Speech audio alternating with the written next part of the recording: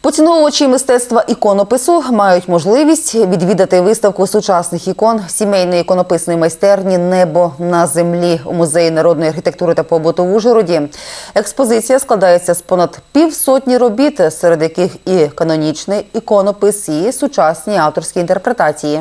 Темою духовності, Божої благодаті, сердечності та всепрощення пройнята виставка ікон «Небо на землі», що відкрилася в Ужгороді. Відкриття експозиції приурочено до великого християнського свята Трьох святих. В кожній роботі відчуваються традиції та сучасність, що органічно переплітаються в єдине ціле. Це центральна робота «Тайна вечеря», яка у вільній трактовці вирішена і сприймається дуже по-сучасному. В той же час там є абсолютна духовність, яка трогає за серце і заставляється задуматися над тою темою, яка є вічною.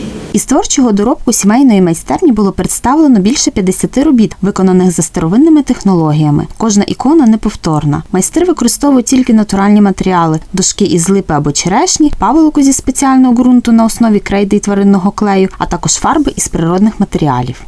Представлено ікони в традиційній техніці яєчна темпера. Це коли на дошці, на ґрунті крейдовому робиться живопис фарбами, створені власноруч. Майстерня заснована у 2004 році з ініціативи отців богословів Михайла Шполянського та Сергія Павелка і нині об'єднує плеяду талановитих іконописців. Майстриня Марія Павелко вважає іконопис не просто професією, а справою життя. Саме цікаве, що неможливо передбачити результат. Ти задумав собі щось, ти починаєш робити, ти сподіваєшся на щось, але ти не знаєш до кінця, яким воно вийде. І це якась така неймовірне відчуття, це загадка, коли ти очікуєш, ти дістаєш з печі розпечене, червоне,